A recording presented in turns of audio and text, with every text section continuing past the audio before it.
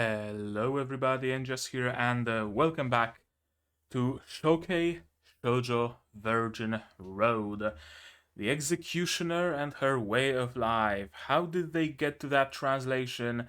I will forever wonder. The final episode. The finale. Episode 12 is what we're going to be watching today. I have one of my favorite teas. That's stinging nettle and cherry. I'm dressed up nicely and a little bit late because I had some friends over today and they came by about when Shokei Shoujo was releasing and they stayed until late at night. So, hell, it is what it is. I was wondering if I maybe should record it tomorrow, but tomorrow I have family over. So I'm not gonna do that either. And on Sunday, we're streaming the concert of Symphogear, so that's another day out. So instead, I'm recording it late on Fridays. On Friday, because it's this concrete singular Friday. Okay, with all that out of the way, and this mic out of the way so it doesn't distract you or myself, what exactly happened in the previous episode? A lot. A lot has happened. There was a fight that seemed like the final boss fight, kinda sorta. Menou teamed up with Ashuna and they stood against Pandemonium-chan and the big monster that she summoned from beyond the Pandemonium wall. And they defeated that monster. And they defeated Pandemonium-chan. Or so they thought. Alas, she's not that easy to kill, especially since it seems that she really lives behind the Pandemonium wall, and the Pandemonium chants outside of that wall are just projections of herself. That's kinda sorta deal, because she said that she's able to just poke her pinky finger through the Pandemonium wall. So she's probably not at her full strength, right? I mean, her at full strength created the Pandemonium, summoned all those demons that had to be sealed off. Now she just summoned like a couple dozen of them and one big one, so it stands to reason that she's not exactly using her entire strength. The most interesting thing that happened is how she came to talk with Akari, and how she seemed resistant or even to a degree immune to Akari's timey-wimey powers, and how much she seems to know.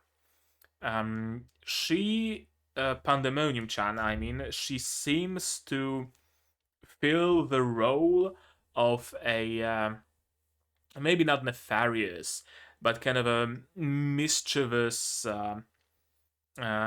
mentor kind of thing. That's the vibe I'm getting from her, right? She wants fun, she wants entertainment, she wants to watch a movie. That's her entire goal in what she's doing here. And perhaps a part of that will involve telling Akari about some things, teaching her something. And she already kind of established that by telling Akari that, hey, there actually is a way back to Japan. And telling her that whatever Akari does, whatever changes to the timeline she creates, not everybody will be fooled by that. Because those with access to the records of the planet, or I think someone told me that it isn't like Akashic records, where the past, the current, and the future are all recorded and preordained. It's more like the history of the planet, that's kind of memories of it. The lost ones, or at least lost ones at the grade of a human error, have access to that. So they know about everything that Akari was up to. They know that the time was going back. They realize all that. That's interesting, and that carries very, very interesting implications. Also, from earlier episode, I believe, and maybe even from the last episode. Can't quite recall, but someone put my attention at the fact that Pandemonium called Menou is similar to the Ivory Hero, and I initially kind of disregarded that, kind of sorta, as essentially Pandemonium's way of saying, hey, you're strong and you're just, kind of like the Ivory Hero, but maybe there is something more to that. Maybe Menou was supposed to receive the pure concept of white, right? Kind of like Orwell had the plan of putting Akari's pure concept at Menou's control, since Menou was blanched. Maybe when Menou was blanched with the goal of putting the pure concept of white onto her, and maybe some of it got to her. I don't know. I'm just completely spitballing here. Yeah, but yeah, I just wanted to address it. That perhaps there is something more to that. What's going to happen in this episode?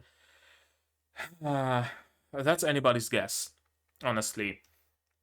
It really feels like this series could go and go and go and go, and I would not get bored of it.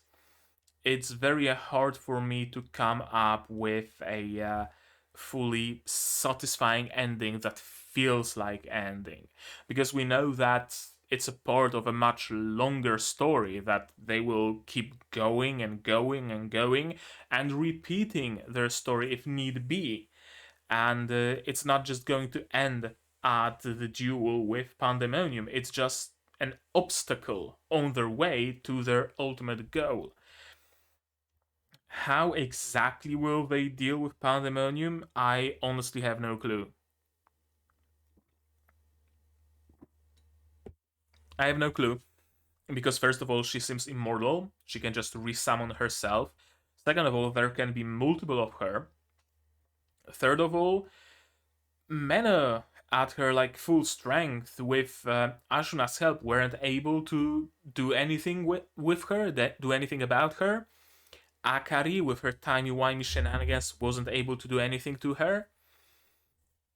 The only two possibilities I see is um, either Pandemonium kind of giving up, or maybe deciding that, you know what, I'm just gonna let you go.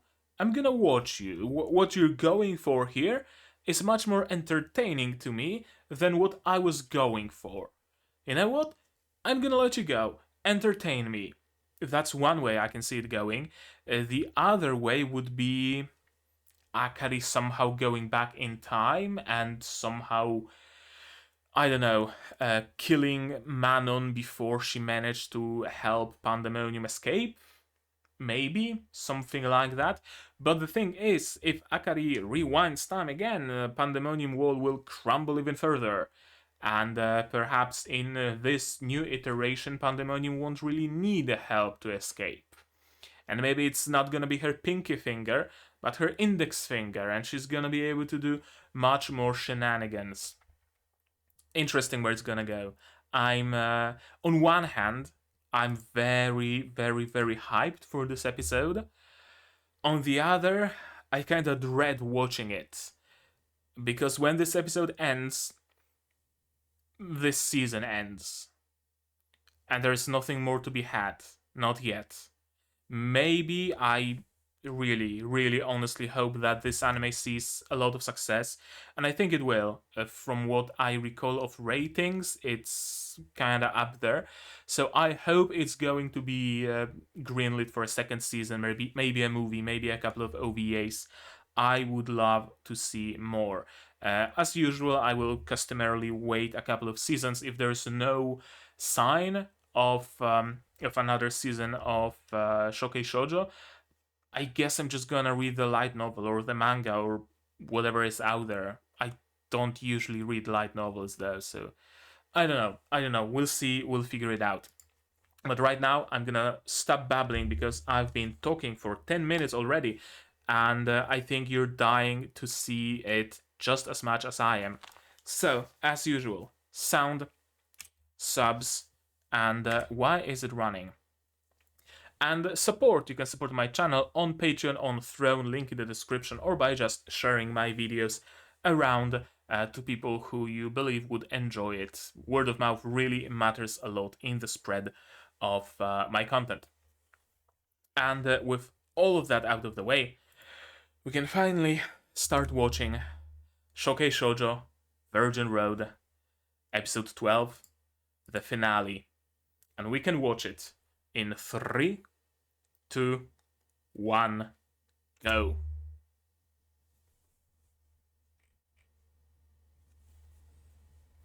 Yep.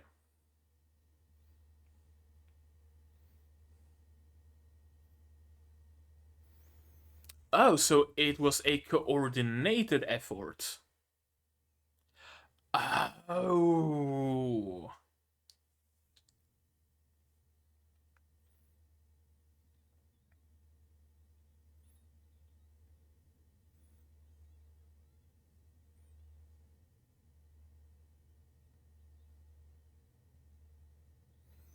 Ah, yes, friendship.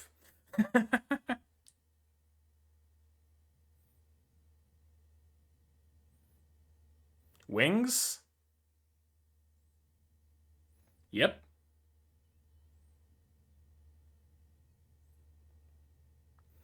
Okay, so she just goes back.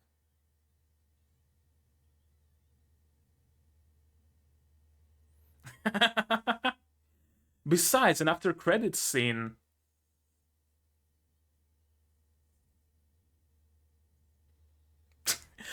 Just casually breaks through the window and retreats beyond the wall of fog.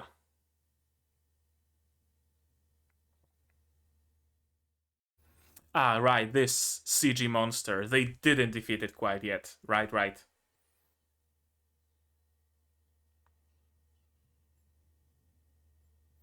Okay, I like how she was drawn in her attack. It wasn't CG. But interesting tidbit that we didn't know before. I thought that the human errors happened in the span of millennia, but it seems like it was a coordinated effort, and it happened around the same time frame. Could it be that the lost ones aren't really danger? It was simply forced.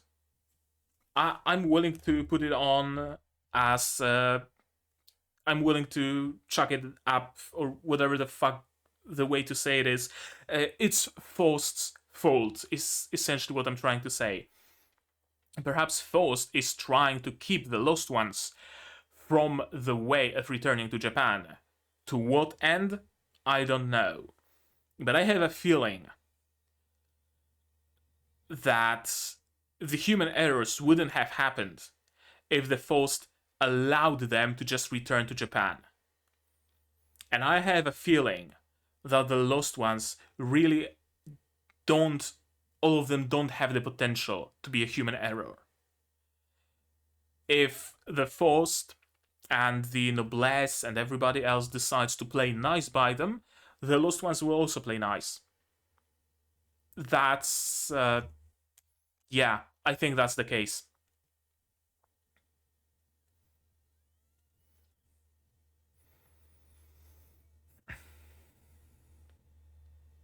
Okay, just ripped her in two. In three.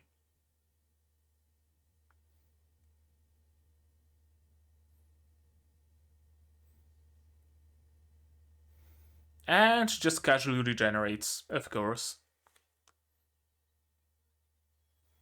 The bell tower. Yep, yep, yep.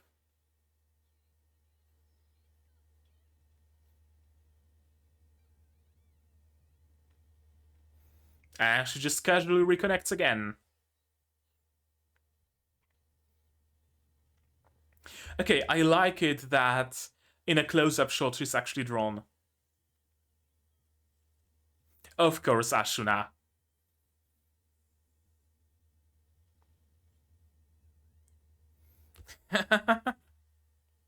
Oh, that's creepy.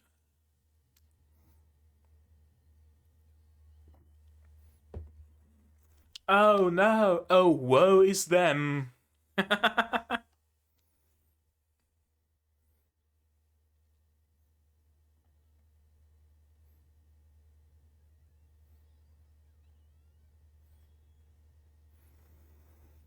The wool? Yeah. Let's not forget that Menou has a very limited amount of ether. Yep.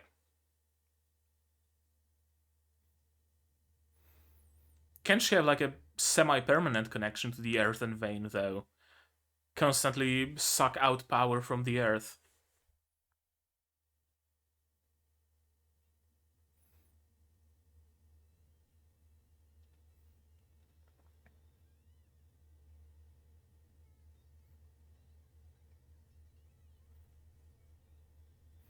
Gale? Yeah, that's not gonna happen.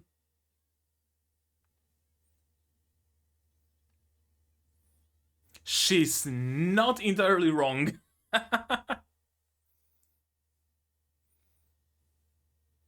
And now she no longer has her scripture. Oh, I didn't quite realize the scale of Pandemonium. She's big. She's bigger than I thought.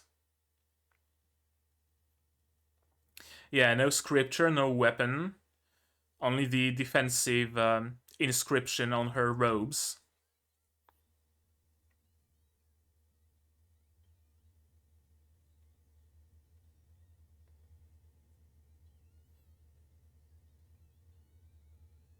Ooh, oh, that's not fun.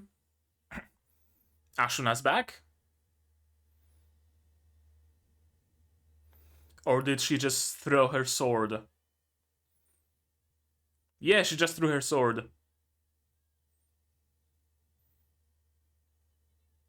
Yeah, of course. Of course, she can just punch them to submission. Invoke Flameburst. Unfortunately, Menou doesn't have as much ether. Yeah.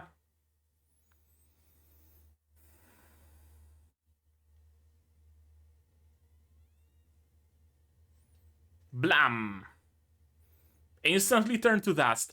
I love the sound effect on it. It's really as if she was cocking and loading some fantastical gun.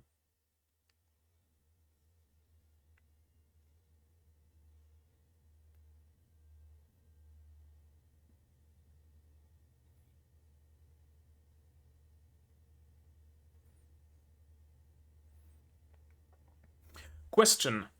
Couldn't Akari speed up the time for herself or just slow down the time to get here faster? Bullet time? Bullet time. Rewind. Okay.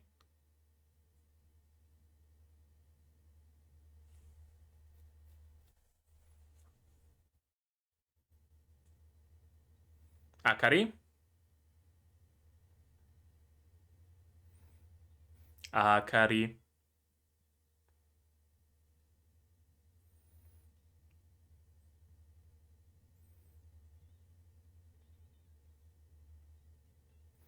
As an ether store. Okay. So she's not gonna openly use her timey-wimey powers. She's just gonna allow Menou to use her as a power bank.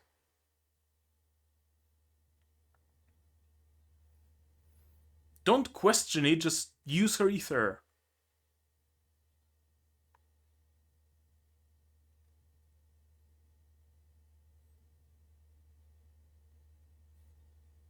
Yep. Besides, it also feels good when you do it, so we both kinda win.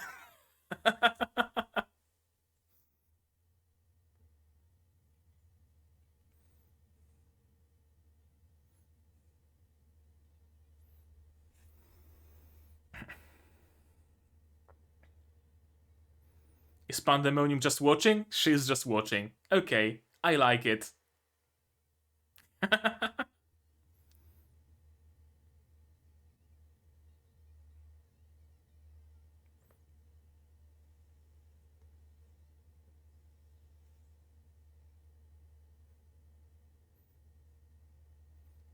Okay, that's not how it was supposed to go. Or a rewind? No, illusion. Okay.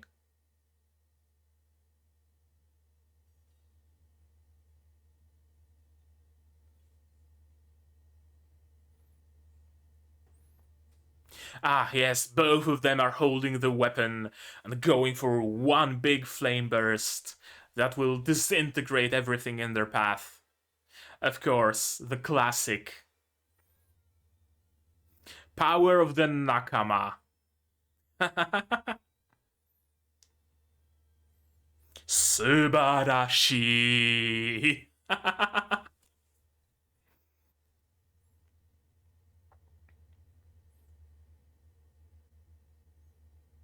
Okay, seriously, who the fuck cares about Lost Ones when a random priestess with a proper weapon and proper amount of ether can cause this much destruction?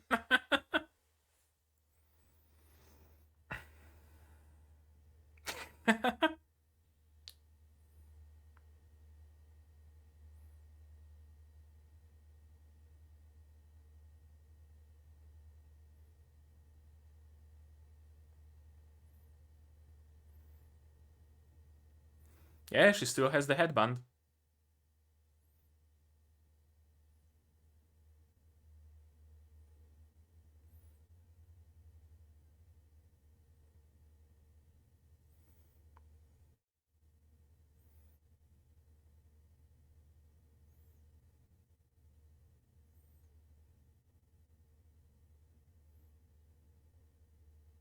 Hmm.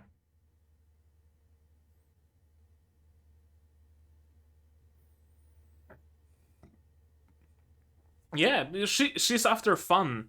That's I'm willing to believe that that's genuinely what she wants. Yeah,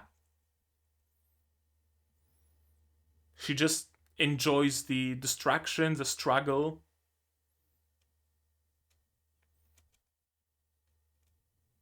Okay.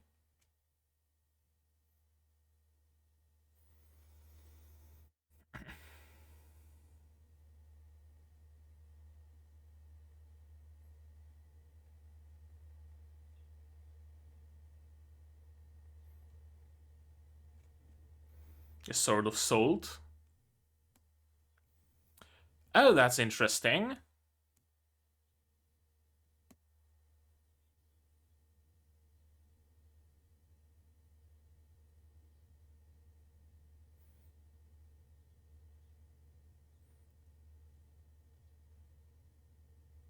That's interesting.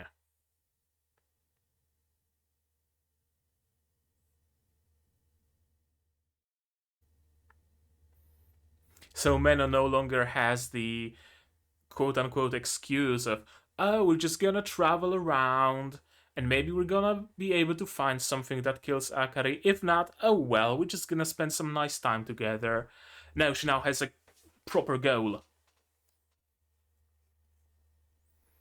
She has a proper way to dispose of Akari.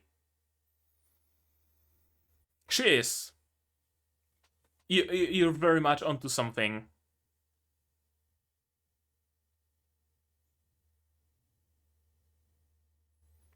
Go visit Momo. No, don't do her like that. Go visit her. Bring her some flowers or something.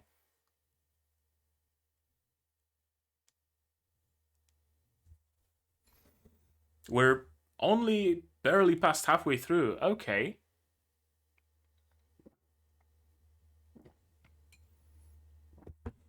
And this already was a grand climax of the episode. Oh. Oh, Manon. I guess you could say that.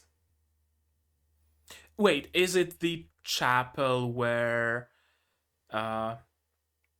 Menou and Akari were at the beginning?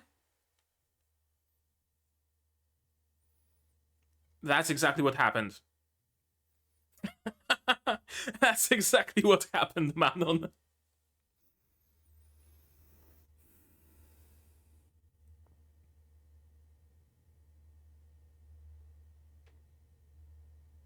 Hmm.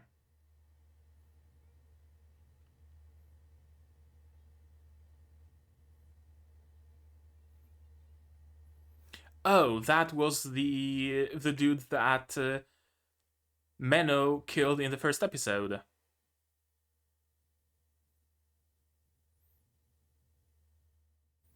Is it actually pandemonium?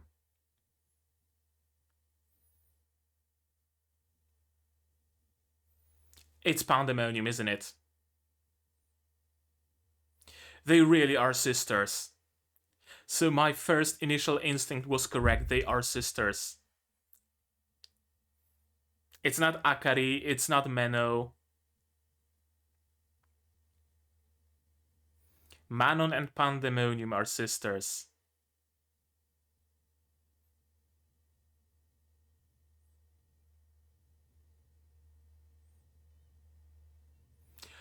Okay. You know what, Pandemonium? I'm down. I'm down for a movie. Why not?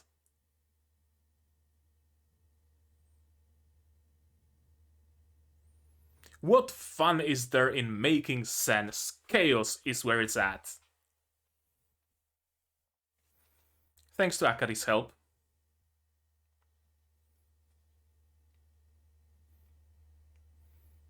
Of course.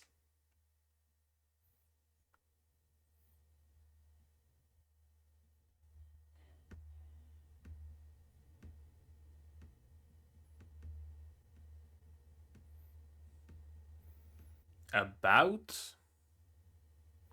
Okay.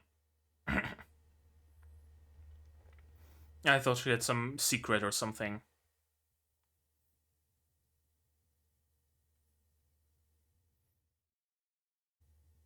Ah,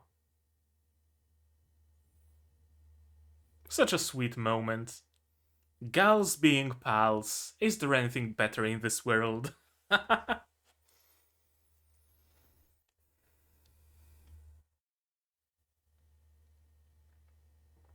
But doesn't it turn everything it touches into salt?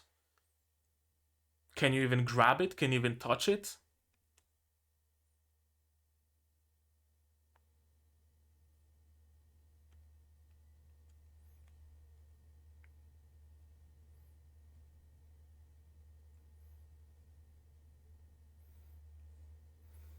We have 5 minutes left. You're not going anywhere in this episode.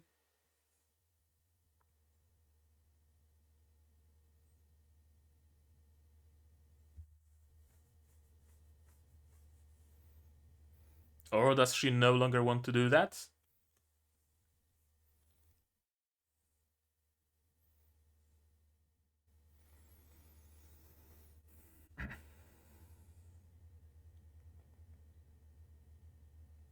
True. Right, what happened with that blast of her sword?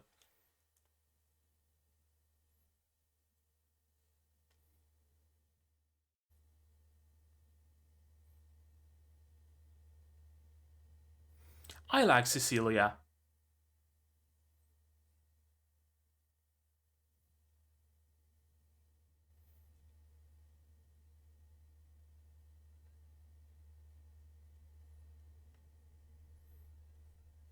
Yes.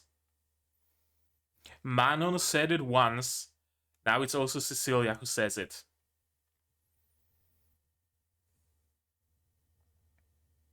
Yeah. Yeah.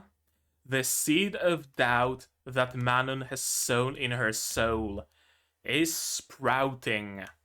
Ah, the path of darkness, the path of light. Which path will you choose?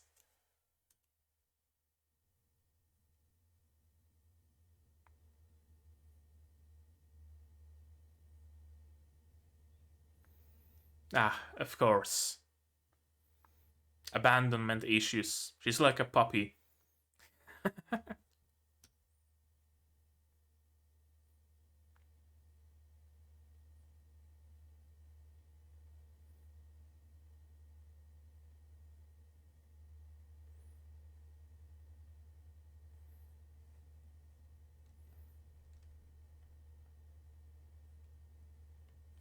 Oh, she made sure of that.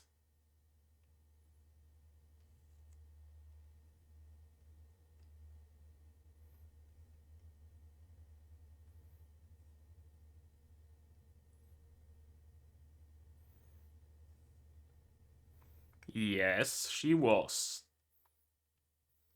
It was a different Akari. Are you gonna put 2 and 2 together?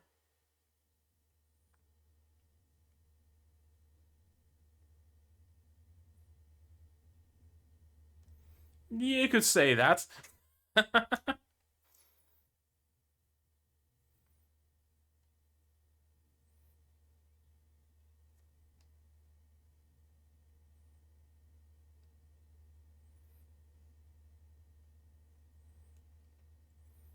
You're my what?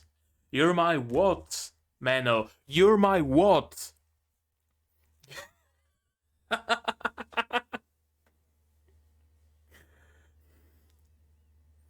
You're my friend?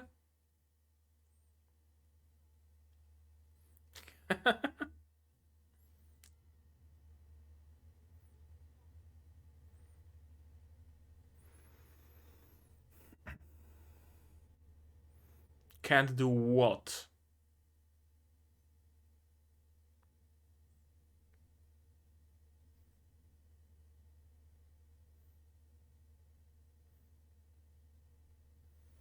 Okay.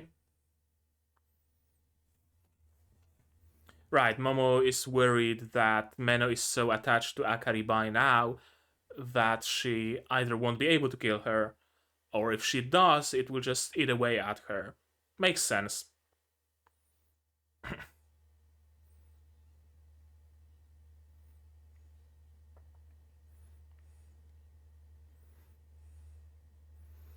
Another trap. Okay, this actually looks more like Badlands.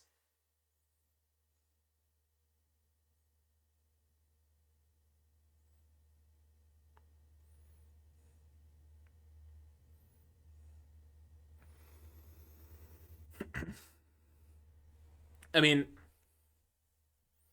if not for the whole plot of killing Akari, she genuinely would just not use her powers once. Every time she used her powers was because of the whole plot.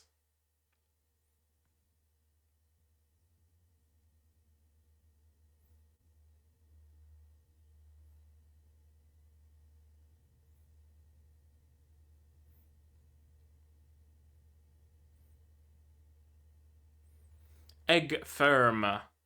I like my eggs runny. Thank you very much.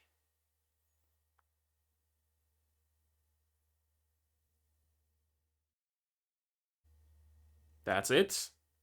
Okay, Starhusk Pandemonium Sword of Salt Material Room. Flare!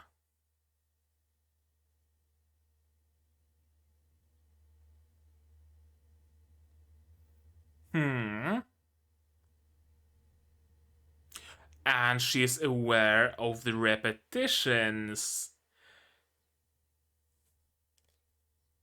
Excuse me, what? Flare is aware of what's been. What?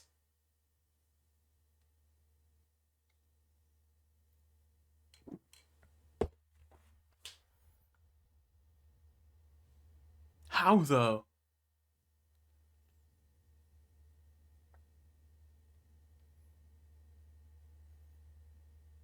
How's she aware of it? I thought it's only the lost ones, and strong ones at that, who have connection to the planet's memories.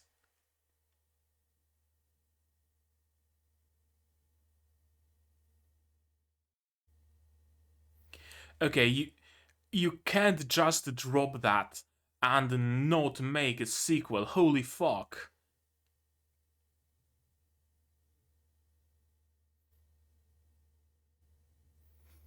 It was an ending I was fine with to a degree, and then they dropped this bomb. You don't do that. You don't do that to people. You don't end a series with a cliffhanger like this.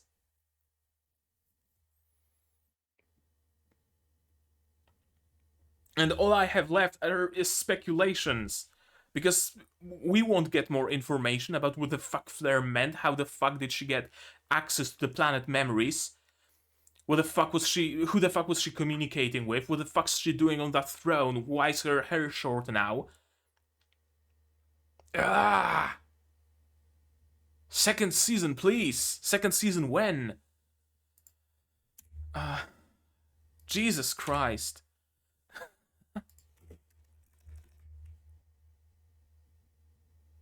Okay, I guess let's go through this episode again, shall we? And I don't know. I don't know, man. Why is there a weird ass fucking yellow border? Because there's a display capture. No, I don't want display capture. I want window capture. There we go. That's much better. It exists, a way back to Japan. Of course it does. Long ago, we four major human errors tried to destroy the world.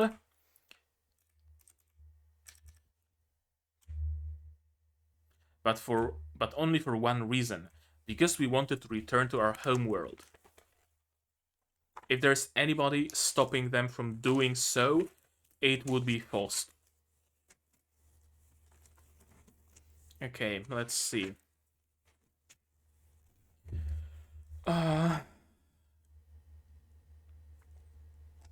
Or you know what? I'm gonna go through the series at the end. We're gonna go through the episode, then I'm gonna go through my theories, then we're gonna get into closing thoughts. Okay, good, cool, fine. It's good that you agree with me. Happy to hear that. I almost wish I could watch that friendship on the big screen. Well, let them both live, and you can do exactly that. Have them carry around your eyeball, and you'll be able to see everything firsthand. I love her smug face. I love her smug mug.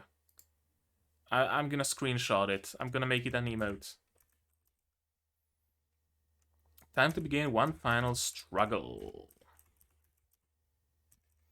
Yeah, the Sword of Salt and the Menou going against Flare.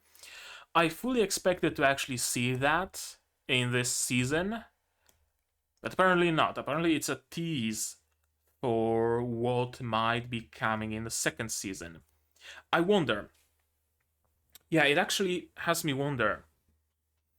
Could it possibly be that they thought they will be able to squeeze everything into the season, but eventually notice that they won't be able to, and so they decided to end it here and tease the second season in hopes that people will be vocal enough about wanting the second season that it will actually be greenlit. That's a possibility. You very rarely see it in openings, things that happen past what the season covers. Although I guess you could argue that it did happen. There was that moment in one of the previous episodes when Akari was recalling when Menou went into Akari's head. I think that's when she recalled Flare going at them with the Sword of Salt. There was a moment like that, wasn't there? So I guess technically it is within the confines of this season. I don't know. But it really looks like something that would have happened in the great finale, grand finale of this season. But alas, it did not. Fighting. I thought I'm not gonna like this monster, but no, it actually looks good. Uh, Creepy, crawly, funny, funky movements. It's all animated on one, so it's kinda too smooth for its own good, too smooth to look 2D. But when you look at like the things alone, besides the texture on it, like skip the texture, just leave the gradient and the shading, and you honestly wouldn't be able to tell whether it's CG or 2D. The piece on the right, not the leg, but the torso, I guess, whatever the fragment of the torso on the right, it really, yeah, you really can't tell whether it's 2D or 3D. That's actually very, very well done. And when she's zoomed in, when there's a close up, she's 2D. I like it. That's how it should be done. Fighting, of course, it doesn't quite go Menou's way. Pandemonium takes all of her weapons and everything, tries to rip her limb from limb, but of course Ashuna rescues her at the last moment. And Ashuna really doesn't need a weapon. She can just punch things. Sure, she has magic, but she's a fist wizard. She casts fist. That's what she does. Honestly, I kind of like this archetype. You don't see this archetype very often, but for the longest time, I had an idea for a character, and I don't know how the fuck should I realize this character. How should I make it come into being? Whether I should write a novel or a novella or make a game or whatever, but essentially a character who's a wizard or mage or whatever can use magic, but can't control that magic very well. So every like fireball, it doesn't actually fly out; it just explodes in their hand, and that character learns to utilize that magic by just casting fireball, punching someone, and detonating their fist. That seems like something Ashna would genuinely do. She would like tattoo the word flame burst on her knuckles and just detonate her punches. That's very much an Ashuna thing. And yeah, Menou can now use Ashuna's weapon. She has weapon, she's no longer unarmed, but she's not suited for that weapon. Pandemonium is unfortunately correct here. Menou is very low on ether. I wonder how it exactly looks with the earthen veins and the sky veins, or heavenly veins, or whatever they're called. Can't Menou just tap into them, just casually? Or does she actually need some help in doing that, like Ashuna slicing the ground and that allowing Menou to tap into the earthen vein and into the heavenly vein? Can she just pull some energy out of the ground? I guess not. I guess that's not how it works. I like this. I especially like the sound design here. And the lighting. Of course, the lighting is amazing. But the sound design.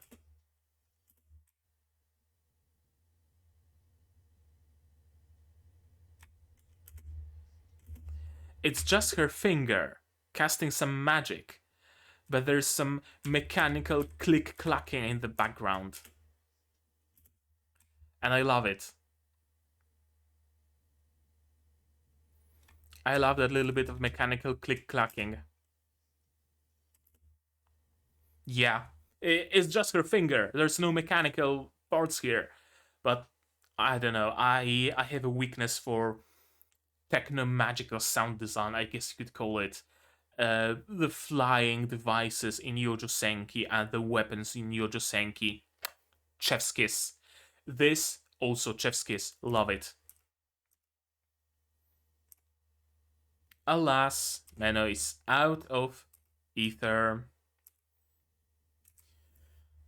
Interesting how it seems Pandemonium didn't notice the rollback, right? Because she was rolled back and she just continues talking to Menou casually, right?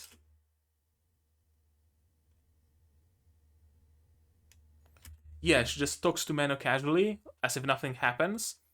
And then later she's like, oh, Akari! Akari, you're here. Oh, I told you to not come here, but you did. Naughty, naughty. It's almost as if she wasn't aware that Akari is here. So it's almost as if she wasn't aware of the timescape, or rather the rewind. So perhaps the connection to the planet memories isn't something passive that allows you to, I guess, retain your memories through all sorts of timey-wimey shenanigans. Maybe it's something you have to actually consciously tap into. And she just didn't because she's focused on fighting. But maybe at the end of the day, she just, checks on her phone what's been going on in all the separate timelines, just, picking up on what was left out. Or whatever the fuck I wanted to say. You're just reading the news, essentially. Oh, wow, so I died 3 times today, and okay, Akari did 5 rewinds, and things like that happened. Oh, cool. Thanks. I'm gonna use that knowledge tomorrow. I think it's something like that, something conscious, something proactive, not not proactive, something like active, and an act of tapping into the planet memories, not a passive connection. Please, Menou, use me. Yeah, use her ether. How nice of Pandemonium to just wait. I mean, she said so herself. She almost wants to watch it on the big screen, and she has it right in front of herself. So, yeah. But no, I don't want a happy ending. I'm guessing this dagger was still connected to Menou. She never actually let go of that thread. Or did she manage to grab that thread in the spiralon that was happening? I don't know. In any case, she was able to cast illusion remotely, and here they are, the classic moment of multiple people grasping a weapon together, and the power of them both, the power of the nakama, overshadowing everything else. Flame column reaching into the skies, slicing everything into their path. Exactly what Pandemonium wanted to witness. And a big blast. And a time freeze, interestingly. I wonder if it's actually a time freeze or just a way to illustrate Akari's thoughts. But since she does the memory erasure spell here, I think it might actually be a time freeze. I'm happy I get to connect with Menou. Yeah. Yeah, she's not able to resurrect. Not quite yet. How completely wrong. You found anything? Yeah, she's not after anything. She doesn't have a goal. She just wants to watch the world burn, like literally. She doesn't want to burn the world, she wants to watch the world burn. That's all she's after. She's chaos incarnate after all. She has no objective. This is interesting. I exist in this world to kill and to bring chaos in accordance with this planet. In the name of the pure concept attached to this body, I interfere with all that is good. So it is preordained that since she has the pure concept of chaos or evil or demon or whatever you want to call it, she has to do evil. Thing is, the pure concept of time doesn't have such connotations. So technically, Menou is correct in her thinking that maybe she could just stop Akari from doing her timey-wimey shenanigans. There's no like natural pull from the pure concept to do things with it because time just passes naturally. Evil has to be brought into this world, and so pandemonium is that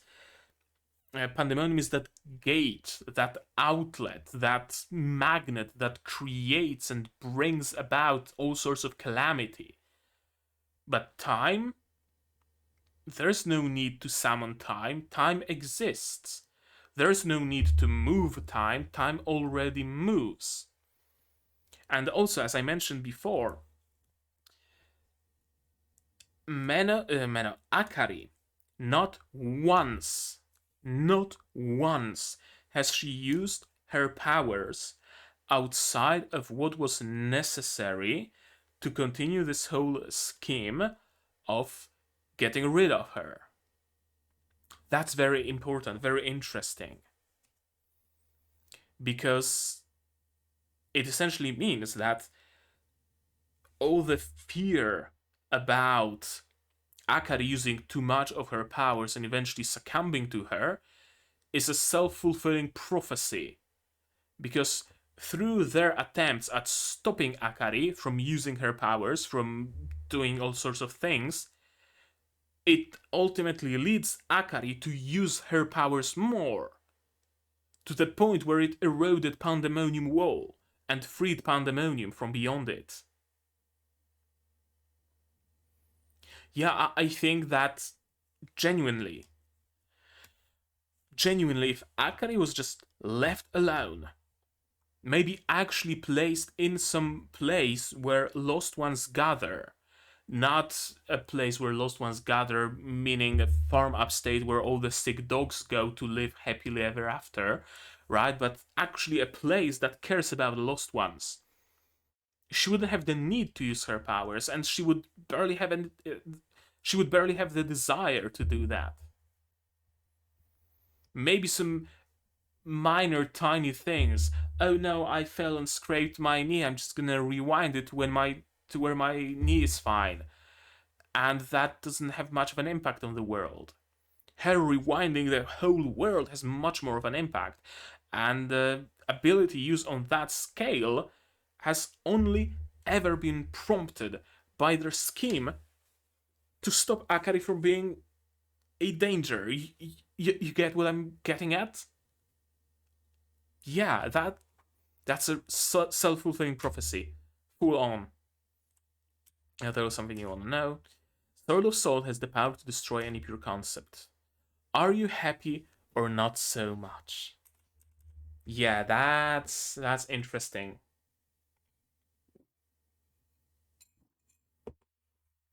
I think deep within, Akari was kind of hoping, Menou was kind of hoping that it's going to be just a eternal travel, essentially. Oh, we're gonna go there. Maybe that's gonna be able to kill Akari. Maybe we're gonna go there. Maybe that's gonna be able to kill her. Oh, we're gonna go to that city. There's a library. I'm gonna look for some information there. Oh, maybe that research facility on some other continent. We might try to go there and figure stuff out, right? That kind of thing. Uh, Pretending, sort of, to herself that she's looking for a solution while not really looking for one because she knows that there isn't one. But now she knows there is a solution. Sword of Salt. Something that exists, something that can just be. She can just go there and grab it. It's not sealed anywhere, it's not protected, nothing of the sort. She just goes, grabs the sword, stabs Akari, it's done. And she's not happy about it. Because deep inside, she believed that Akari is genuinely unkillable and that she won't have to kill her because there's no way to do that. Kind of like, I don't know. I don't know what comparison to find here. I guess like people on Twitter making up something and being angry about it. Someone tells them, yeah, the issue you're actually being angry about it just genuinely doesn't exist. And they suddenly have a full mental breakdown because they build their entire personality about complaining about something that doesn't really exist. It's kind of like here, right? She had the plan to that revolved around Akari essentially being unkillable, about there not being a way to kill her, but there is a way, and it completely uproots her plans and her worldview and whatnot. After all, my chaos seeps in and poisons your very soul. We all need a little bit of chaos, though. A life without chaos is boring. A perfectly predictable life where everything is preordained and determinism rules, it's very boring. If you know what's gonna happen, what excitement is there to be had? Of course, a balance needs to be struck, right? Not everything has to be chaos. Not everything has to be order. There needs to be, a yin yang and whatnot. And Pandemonium brings that element of chaos. And it really poisons Menou's soul because, as we learn later, she does have her doubts. Perhaps she's the reason why the Pandemonium managed to escape the fog. Ashuna is onto something. I don't know how she came up with that idea. Maybe she's just spitballing. Maybe she's just making the connection of Akari appeared, Pandemonium escaped. Maybe it's somehow connected. I don't know. Maybe just throwing it out there. Or maybe she knows something more. I have no clue. And yeah, there's not even a sign of the big blast left. I guess maybe some smoke. I think it's smoke. Okay, there is some sign of it left. Huh. Interesting that they are here. Interesting that Manon and Pandemonium are here. And indeed, one of the bodies belonged to an otherworlder. The wielder of the pure concept of null, of the void. Did she dig up Manon? I don't think so. There wasn't enough time to give her a burial. Or is it a time skip? That's, I don't know, 5 years from now or 2 weeks from now or however much time. Pandemonium just dug her up and reconstructed her? I don't know.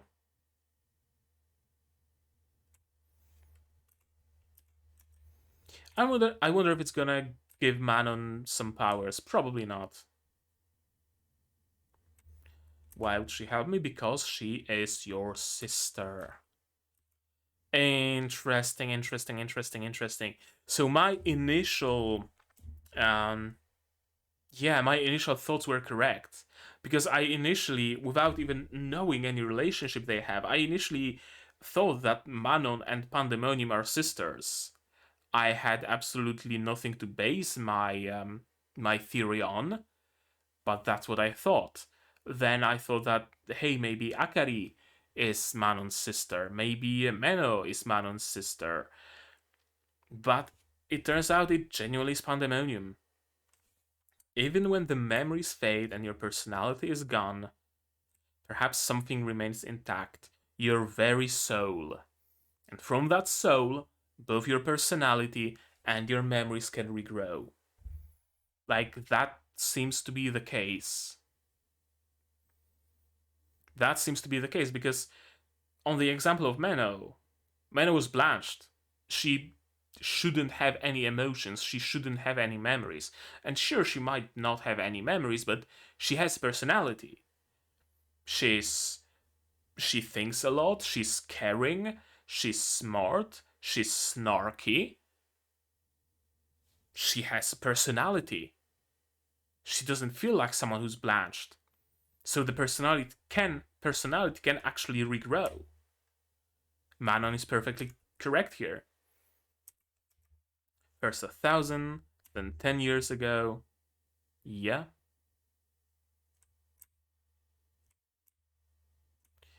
thinking of doing a movie on a larger scale next, please do. Just be sure to invite me because I wanna watch what happens. Perhaps not in front row seats. Like I don't want blood splattered on my face, but I wanna see what happens. You're a great what should I call it? Direct the guy that directs movies, director. Pandemonium is a great director, I gotta admit. And of course Menou will help her. They're sisters. Let's bring even more chaos into this world. This nice little quiet moment. He had a horrible time all because I messed up. Yeah, kinda. And a little bit of a hug.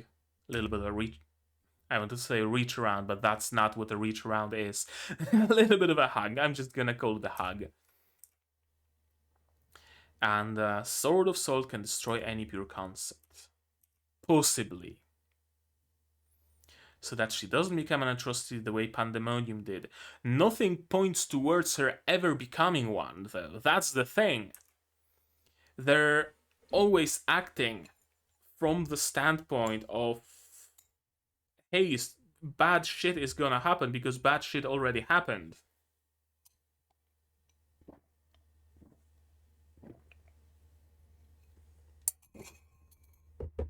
Thing is,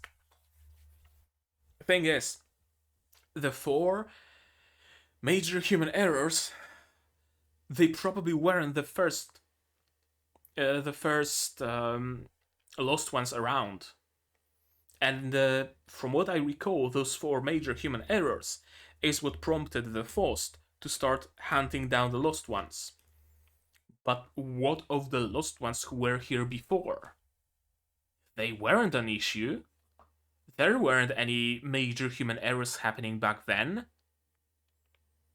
Perhaps they were fully integrated into society because they were given a chance.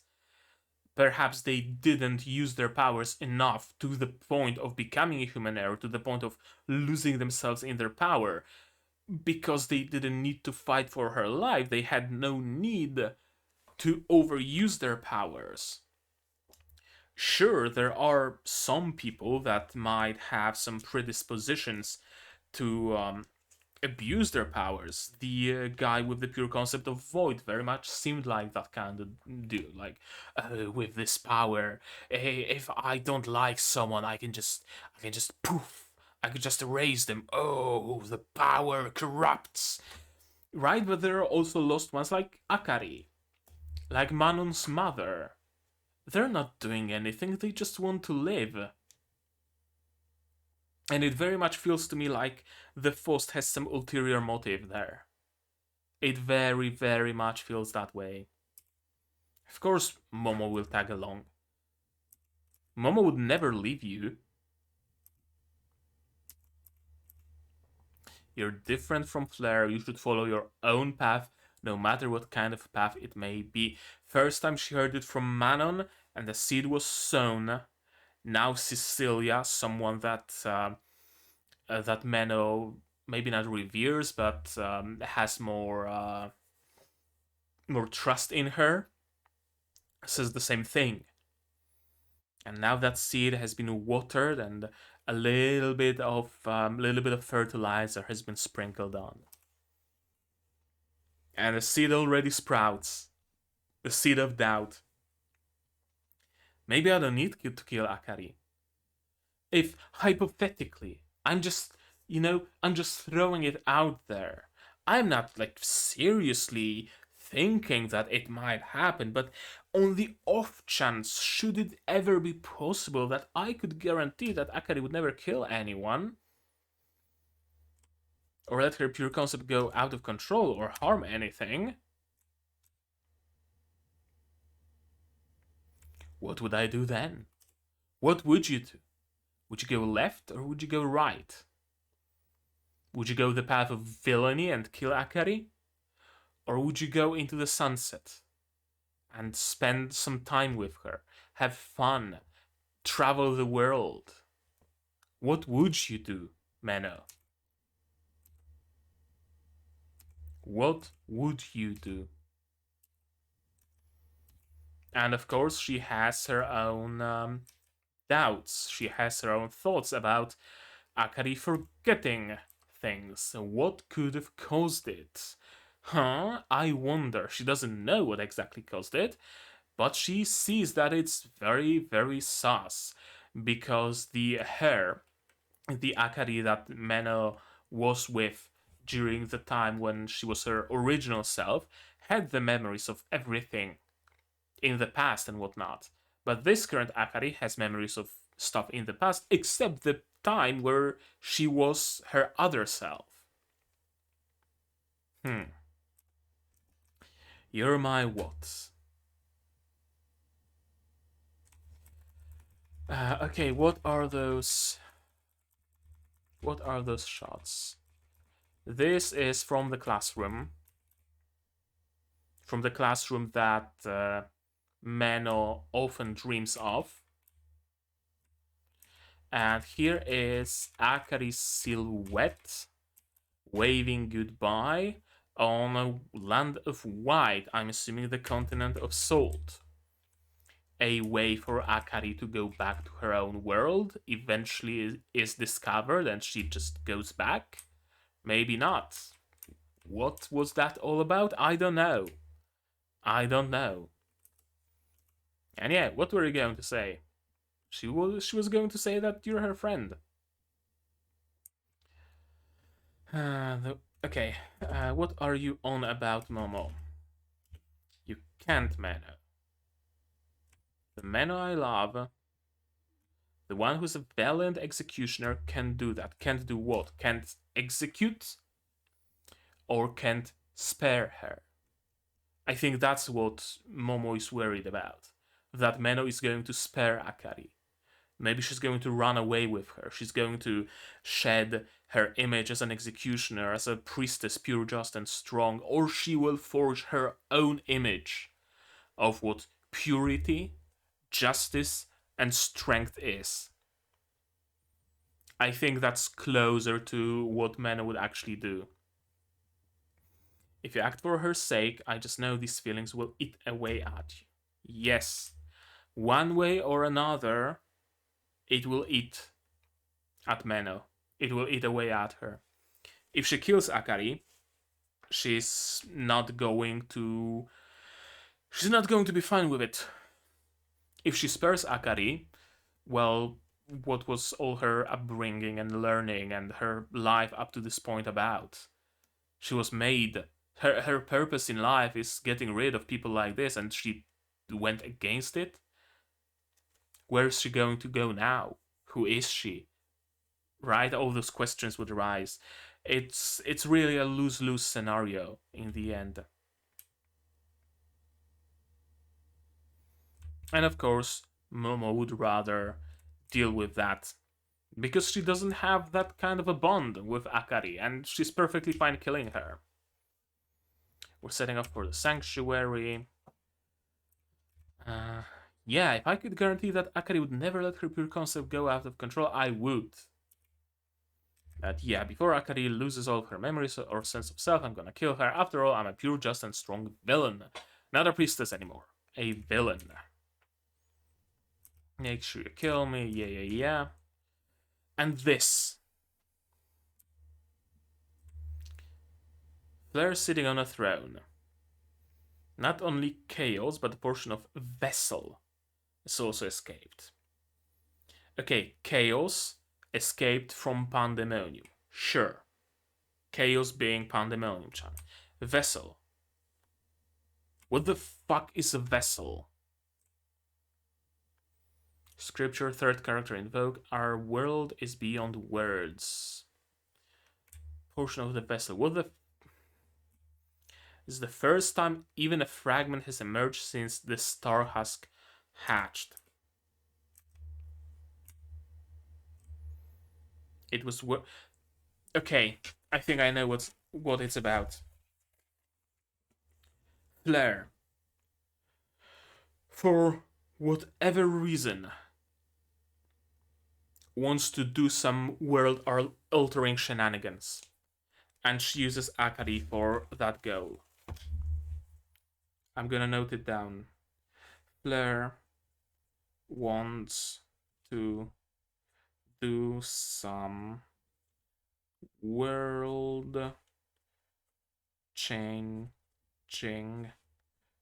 shenanigans, in parenthesis, like opening the pandemonium and uses Akari's rewinds to that end. That's how it reads to me. It was worth the insufferable number of repetitions we've gone through.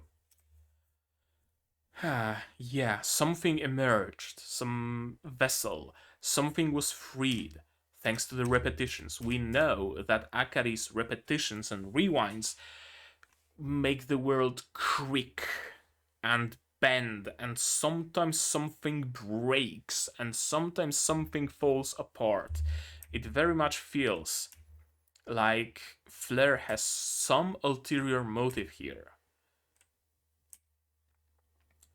I don't know what exactly her goal is, but her goal seems to be to bring about some sort of a calamity. To crack open the pandemonium, to spread the star husk, to spread the continent of salt, things like that. Why? I don't know. Flare from the very beginning seemed very odd to me. This little crystal on her head, especially. I checked it up as something, just a character design thing, just something she has. Like some characters have, I don't know, a star underneath their eye or something. And is it a tattoo? No, it's just a birthmark, a perfect star. Sure, whatever. I was thinking it might be that kind of a deal, but maybe it signifies something more. I don't know. To kill my apprentice for the zillionth time, and that tells me that that's like solidifies my theory that Flare wants to use Akari's rewinds to crack the world open. Because when Flare kills Menou, Akari inevitably rewinds time, and the world bends a little and it creaks, and some cracks start appearing in Pandemonium Wall, and something emerges from somewhere. And then they get to the end, and then Flare kills Menou again, and Akari does another rewind. And the world is slowly reshaped and falling apart with each repetition. And for some godforsaken reason, that is exactly Flare's goal. I don't know. What I do know is that now's the time to go through the theories. And we have quite a few to go through. Oh, we have quite a few. At Symphogear, here it is, Virgin Road. People in the classroom are Akari's victims. Not Akari's, Menou's victims. It very much did seem that way, although maybe not. I'm still not clear on that, so I'm not gonna mark it in with any color. The very best friend that she mentions is actually Akari, maybe, but there's no confirmation, so not gonna highlight it in any color. Menou pairs up with Akari to somehow control her powers. Not the case, but everything is before us still. Menou used to be classmates with Akari when they got isekai'd and lost memories. I don't know. Probably not at this point, but honestly, who knows?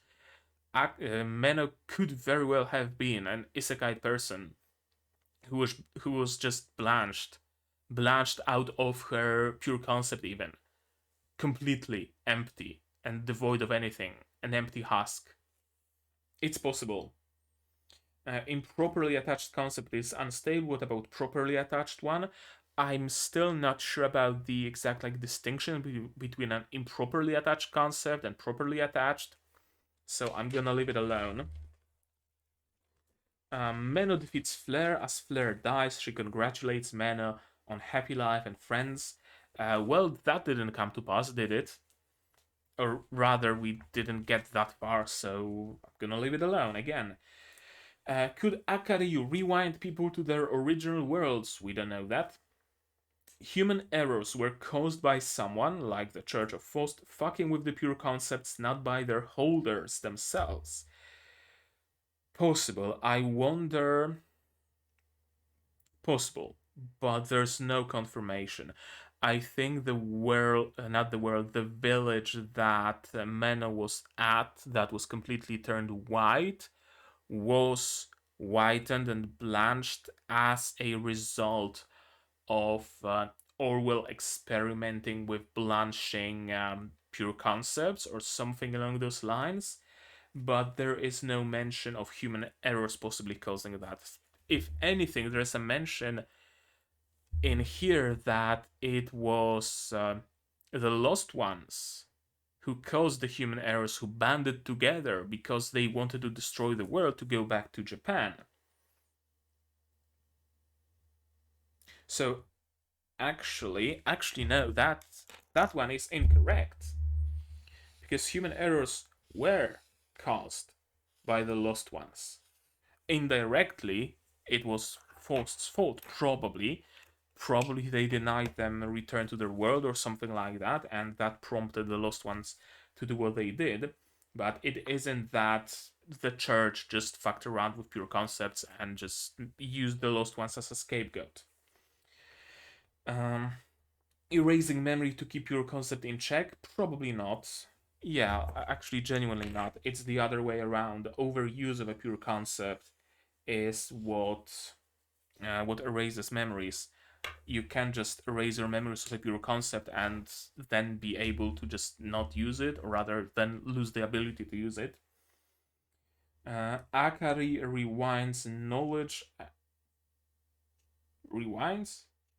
Re, re, something eins knowledge and mental effects of pure concept to keep it in. Oh, rewinds. Akari rewinds knowledge and the mental effects of pure concept to keep it in check in others. We haven't had any contact with other lost ones, so maybe not. I'm not sure. I'm gonna leave it as is. Akari caused human errors somehow to destroy the world so she can be alone with Menou.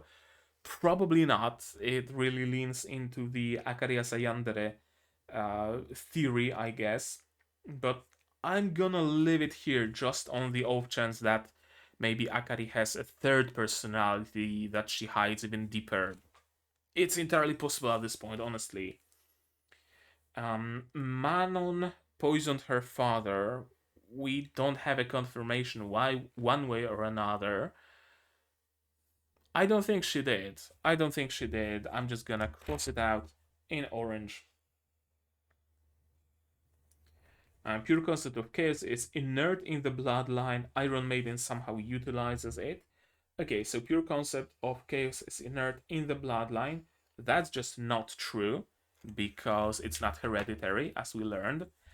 It's attached to the soul, not to the body. But Iron Maiden does somehow utilize the pure concept of chaos by creating Monstream. Akari can do something for Pandemonium. I was thinking that the Pandemonium was just a kid who has some extraordinary powers and is a little bit stunted, and maybe Akari has some way to help her, put her in an orphanage or something like that, rescue her from Manon. But oh boy, it wasn't the case, was it? Moon out equals divine protection from Saint Martha. I just noted it down. It doesn't really bear any significance. A little girl, I noted it. So Pandemonium Chan is the isekai girl with concept of evil. That's true. Just immortal. Did she gain immortality? I guess you could say that. So So yeah, that gets the green treatment. Akari rewinds the world, but not human errors who can still progress. Yeah, yeah, that seems to be the case. Pandemonium breaking because of that, and she wasn't able to stop the piece of Star Husk when she was on the lolly pillar, as Nozivix aptly put it recently. Pandemonium-chan came from Pandemonium, went mad inside. Okay, she did come from the Pandemonium. I guess she did go mad inside because I think she was just a mostly regular little girl, and being in the Pandemonium kinda changed her and warped her. Akari could rewind human errors, maybe some of them, those that are weaker than her pure concept of chaos.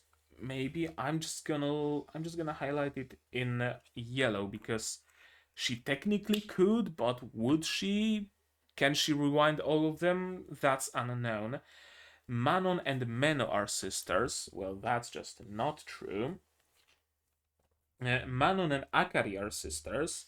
That's not true either. Uh, okay, they have to use Akari's powers to stop the events in Libelle from happening. No, they didn't rewind to before the Libelle events happened. Fourth ones want to use Lost Ones to remake the structure of society and free the people. We don't know that yet. Manon's mother chose to not invoke her pure concept when dying. Can't Akari do that as well? We don't know that yet. Ivory here was a lost one who was erased from history books to keep the narrative of lost ones being scourged. Well, Ivory Hero was a lost one who was erased from history books, but we don't know quite. We don't know why quite yet. I have a sneaking suspicion that I'm correct here, but just to be fair, we haven't had a proper confirmation. Fleur, and yeah, the last theory, Fleur wants to do some world-changing shenanigans like opening the Pandemonium and uses Akari's rewinds to that end. We haven't had a confirmation or a denial of that, so I'm gonna leave it as is. I'm probably gonna make a photo of those or scan them or something, and I'm gonna post them on my Discord or maybe on my Patreon as an open post, not gated beyond any paywalls. If you want to take a look at those, I don't know, use my handwriting or whatever. No, please don't do that. Don't forge my forge my stuff, forge my handwriting. Uh, okay, that concludes the theories. And that concludes the episode. This episode was. Hmm. I already mentioned before that it was an ending to a point. At the very, very end, when Flare appeared, it became a. It really became too much of a cliffhanger to call it a full-on ending. I guess I don't quite know how to word it properly. Like to a point, it was a very satisfying ending that I was perfectly fine with. No matter if the second season comes or not, it was a good ending. But with Flair's appearance, the second season is necessary. Like straight out, it is necessary. So that's one thing that needs to be said about this episode. Another thing, this ending, it was decent, don't get me wrong, but it didn't feel like the ending that would take place in this anime, in this show. Right, like we had the ending of the first arc with Orwell, the fight and all those timey-wimey shenanigans and whatnot, the hidden power within Momo, the hidden power within Ashuna, and there was a lot going on. This time it was very straightforward. There is a monster, defeat the monster, good job, you won. It feels very simple for what this show is. This show is otherwise very very deep, very complex. Sure, we had hints of that here and there, especially by the end after Pandemonium was already defeated. All those little vignettes from what happens after, they really did add additional depth to it. But all in all, it was very simple. I don't dislike it, don't get me wrong, I absolutely don't. But I was kind of expecting something different, you know? I was kind of expecting, I don't know, true like calamity brought upon them and more timey-wimey shenanigans, the pure concept of water appearing out of nowhere and the pure concept of spatial coordinates fucking around with everything, you know, some complete mind-blowing tomfuckery is what I expected from a finale. Something that will literally blow my ass off to the point where I'm not able to find it because it's in the seventh dimension. Right? That's what I expected. I got a good ending, but not quite to the degree. Perhaps my expectations were a little bit too high. That's something. My expectations are probably something that should have been reserved for the finale of the series as a whole, whenever the time comes. Because in the grand scheme of the light novel, this was just an ending of a book, probably an ending of a volume. So ultimately, not something particularly mind blowing. Other than that, the fight was cool. I really liked how Pandemonium was handled in 3D. I had my doubts, but it really wasn't all that egregious, and some shots of it were like genuinely great. I genuinely at times had hard time telling whether it's 3D or 2D. That was really done well. I wish more shows that utilize CG heavily had such mastery of it.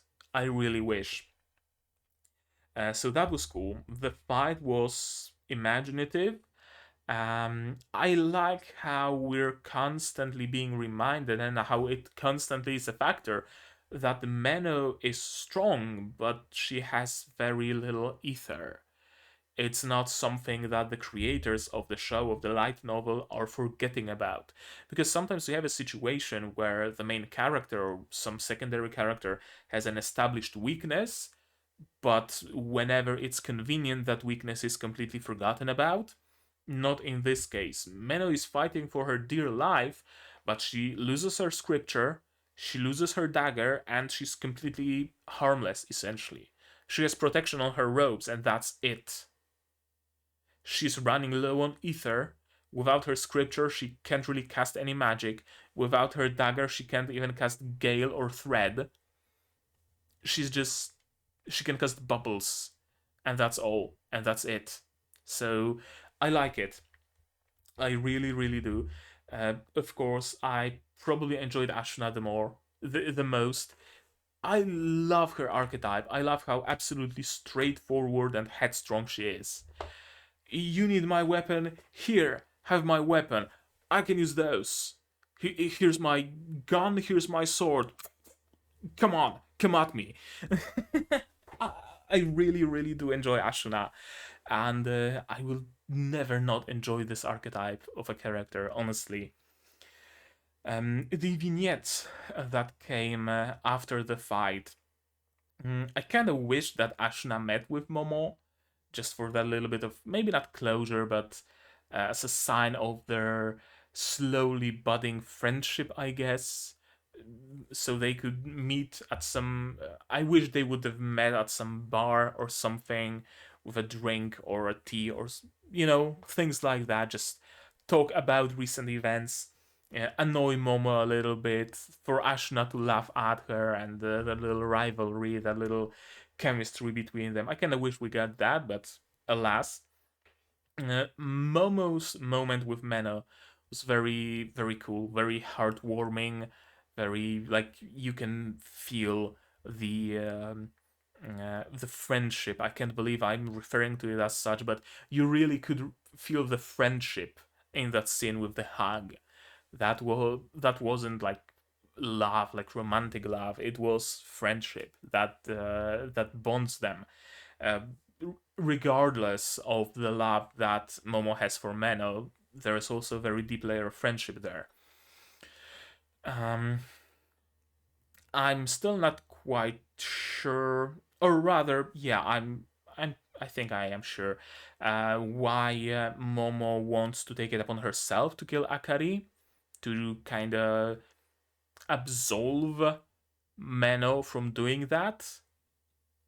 Yeah, to kind of take it upon herself, because Menou would suffer one way or another. Momo doesn't have that bond with Akari. She can just kill her as she killed many others, and it's essentially no different for her. So I see where she's coming from. Mm, I like how Menou is smart. She knows that Akari has timey-wimey shenanigans and that she's been doing some timey-wimey shenanigans, and now she noticed that her amnesia is kinda weird, it's kinda odd. Maybe it has something to do with it, with her timey powers, maybe not, but it's very much sus, and I need to keep an eye on it. Um, some other lesser protagonist would have just thought of it as, oh yeah, she hit her head, duh, that's what happens when you hit your head, and that's fine. But not Menou. Menou really reads not too much into it, she reads enough into the events, and I like it, really do. Anything else of particular significance that happened? Right, of course. Menou's dilemma. Which way will she go? Will she go the way of the executioner and execute Akari in cold blood? Or will she allow herself to try for something else? Will she invite a little bit of chaos to her heart? Will she take the reins? Will she try to forge her own path? Will she stray from the path of Flairette, the successor of Flair, and go her own way? Which way, Western man? What's she gonna do? That's a very big dilemma. It seems like she made a choice of going the path of villainy and killing Akari when she referred to herself as a pure, just, and strong villain. But I think she can be swayed still, and I have a feeling she might be.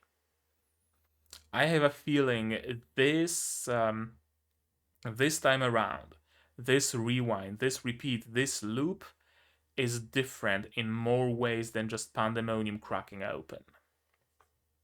I have a feeling that this will genuinely lead to some other outcome than Fleur killing Menou and the world resetting. I have a feeling.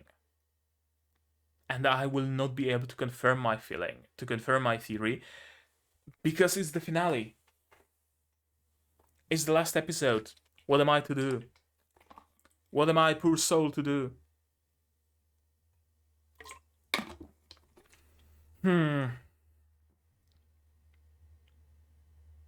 of course, the moment with Fleur.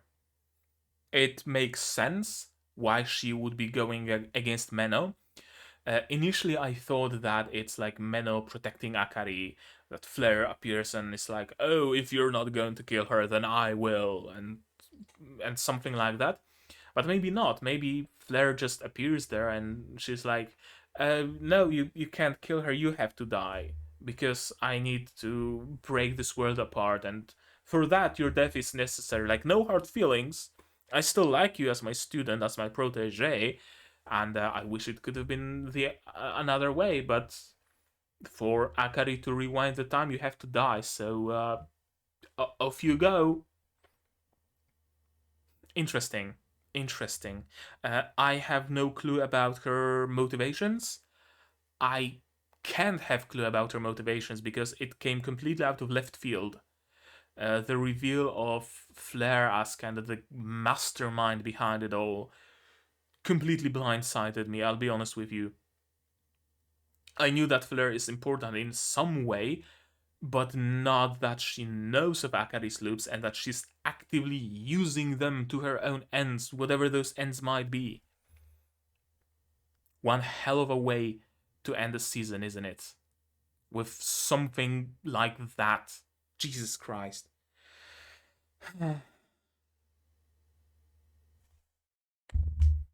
Yeah, other than that, that's just the episode. So maybe let's talk a little bit about this series as a whole. And what more can I say than I loved it? I genuinely did. And if the pages and pages and pages of theories that I crafted, that I wrote on it, don't speak for themselves, let me speak for them. I love the depth of this series. I mentioned it many times how I love it, how it makes you believe that you know things, that you know how things work, and then it brings some additional information. And suddenly you have no fucking clue what's going on anymore. You thought you know it, you thought you have it pieced in your head, but no, it's not the case. Revue Starlight is doing something similar, and I love it for that as well. Uh, yeah, it's a show with a lot of detail, a lot of room for speculation. That's something I thrive on. Maybe you're able to notice it, maybe not, but Revue Starlight, Symphogear, Virgin Road, those are the shows that get me the most hyped because I get to note down my theories. Uh, yeah, I honestly rarely see a show like that. Honestly, there are some shows that have an interesting premise, maybe even more interesting premise. There are shows that have interesting characters, maybe even more interesting characters, but there are no shows in recent memory, besides the maybe the classics of Revue Starlight and Symphogear, that have all of it in one nifty package wrapped up with a bow on top. That's what Virgin Road is to me.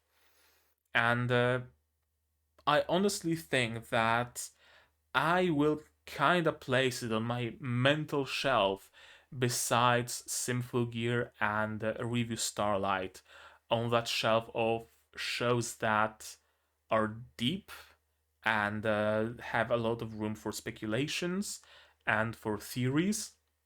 And it's not superficial either. It's not keeping mysteries for the sake of keeping mysteries. It's not creating mysteries by just not giving us information, kind of like Tact of Destiny worked. They built up questions and questions and questions and just never gave anybody any answers, so who the fuck knows what is going on there? No, here it's actually the proper way to do mystery. You drip feed the questions, sometimes drop a huge bomb of a question, but also at the same time you drip feed the answers, and sometimes you drop a bomb of an answer. That's how it should be. And Virgin Road really does it masterfully, honestly. Um, I think that when it comes to that kind of a depth and room for speculation and whatnot, I honestly think Virgin Road might even have a one up over Symphogear and Revue Starlight. Perhaps an unpopular opinion, but like those are the only shows I kind of can compare them to because before I started this whole anime reaction thing, I'd never really watched shows that have particularly much depth to them. I was mostly watching rom-coms and comedies and fantasy shows and stuff like that. This is my kind of first clash with depth, and I fucking love it. What was I on about? Yeah, that Virgin Road might even have a one up over the likes of Symphogear and Revue Starlight. Symphogear has a lot of mystery and whatnot, but it's mostly confined to like world building. Ultimately, in its structure and also kind of in its world, it's a very simple show. And I'm not saying it as a slight against Symphogear, absolutely not. But ultimately, the ideas in it are fairly simple. Here are girls, they henshin, they fight evil. There's much more gray and much more depth and many more layers of what is the nature of good, what is the nature of evil, what even is the time, and how can we hope to go against the unknown. And I'm just babbling at this point, but there is much more complexity to Virgin Road. Kind of sort of same goes for Revue Starlight, I guess, which is also kind of sort of fairly simple show. Then again, I haven't seen the finale yet. Maybe when I see the finale of Revue Starlight, I'm gonna take those words back. But I love all three of those shows dearly, but I think Virgin Road is the most deep and the most complex so far. The amount of theories I had on it speaks for itself. But yeah, let's not compare the shows because each of them has their own merit. Let's talk about this one. From the technical standpoint, the art is beautiful. At times, sure, it's cheap-ish, maybe, but it's mostly like far shots and where people are just tiny little specks, so there doesn't need to be much detail or fast shots. But when it matters, it really is beautiful. Some great smear frames, great action, great animation, and the lighting. The lighting and the effects of magic is just chef's kiss. Amazing, absolutely amazing. There wasn't an effect of magic that I just didn't like or didn't care about. No, everything felt very impactful, very in place, and very thought out, and very unique. Right? I think that's the word that describes it the most. Very unique. From the inscriptions on weapons and whatnot to the effect of the buildings that Menou can summon, all of it. I very rarely, if ever, see effects like that. The lighting, of course, was great, and the sound design. Sound design didn't have many chances to shine, unfortunately, but when it had a chance to shine, oh boy, did it! Every time pure concept incantation is called, that little clicky clacky dinging, that's amazing.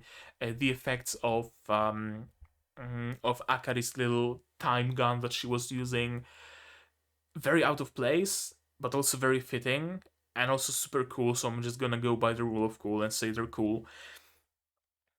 I really loved it all from the visual standpoint. Absolutely. There wasn't anything that I would scowl at and be like, oh no, they could have done it better. No, no. Production quality is really up there. When it comes to voices, like, I'm not a huge voice nerd and voice actor nerd, but I really loved Ashuna's casting. Perfect voice, honestly. Momo, of course, another perfect voice. The rest, I don't really have an opinion on. It was good. I just don't have anything more to say about it. Music, I honestly didn't notice much, so I'm not gonna comment on it. I didn't focus on music whatsoever. The story is great, the characters are amazing, and there's so much depth to them. That's yet another venue where depth is showing. There's no clear-cut character besides perhaps Ashuna. Everybody has multiple sides. Everybody is multifaceted. Everybody has layers. Everybody is part hero, part villain. There's a yandere in every girl. There's a psycho in everybody. There's a good person in everybody. All the same. Ashuna is just Ashuna. Strength, strength, fight, punch, punch. And I love it. I love the little contrast of simplicity against the background of all the complexity of all those other characters. Anything else that I needed to say? I don't think so. I think that's gonna be it. Yeah, Jesus. I need a second season. I like genuinely I need a second season right now. This wasn't enough. This should have been a two core.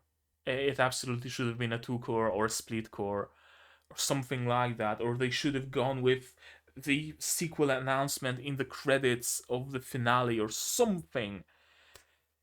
I really hope it does well in Japan. I really hope it does well overseas because I really want to see the continuation of it. I really want to see the sequel. The world deserves to see the sequel. Please, the powers that be, let us see the sequel one day. Way to end it. Way to end it, honestly. I think that's all I have to say. I want to say more about it, but I'm just gonna be spinning in circles talking about how great this show is. It's great, okay? It's amazing. If you haven't watched it for whatever the fuck reason and you're just watching my review here, go and watch it right now. I don't know. I don't know. I think I'm just gonna end it here. Yeah. That I'm not gonna waste your time anymore. That's gonna be it. So, you guys, you tell me in the comments down below, what did you think of this episode, this finale, of my reaction, of my theories? Keep things spoiler free still, because we don't know if the future seasons might be coming, and if not, then I might pick up the light novel or the manga or whatever, and I wouldn't want to be spoiled either, so keep spoilers out of here, please.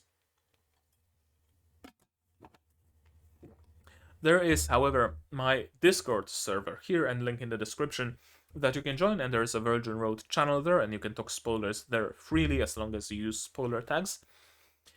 If there was something in this episode that was omitted compared to the source material or done differently or something like that, I'm gonna leave it at your discretion whether to tell me about it or not. And you can do that in the comments, you can do that on the Discord, whichever you prefer.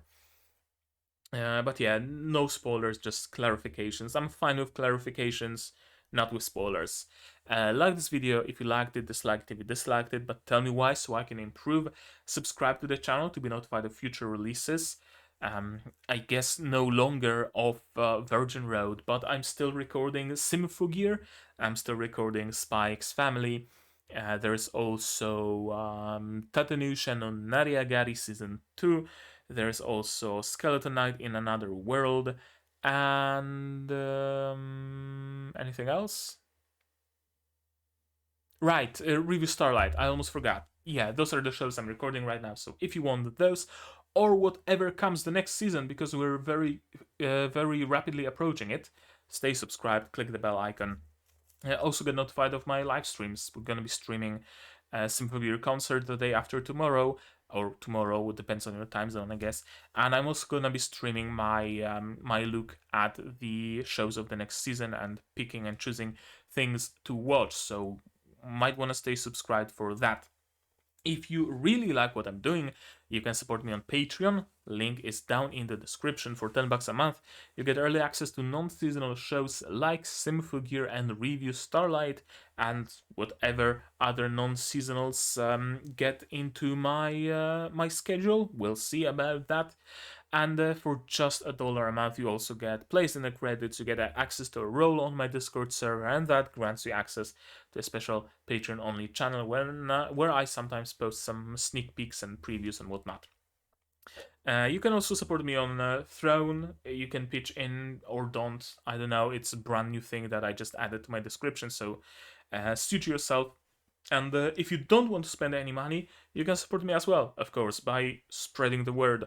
Share my videos, share my channel, share my content with other people who are willing to listen and who you believe would benefit from seeing my stuff, who would want it, who would like it, because the spread the natural way through the grapevine really matters a lot for the growth of a channel, so I'm forever grateful for that as well. Like, comment, subscribe, Patreon, Discord. Join my Discord. It's open to everybody. You don't need to be a supporter to join it. You just get a role for that. And yeah, that's gonna be it. Man, it's really hard to end this video for me because I wanted to go on. I wanted to continue. I want this show, this series, this episode to continue. But alas, I have to say that it's gonna be it for me, from me for today. So as always, do all the good stuff. And I'm gonna see you guys in the next one, whatever it might be. Cheers. I said cheers. There we go. Here's the credits.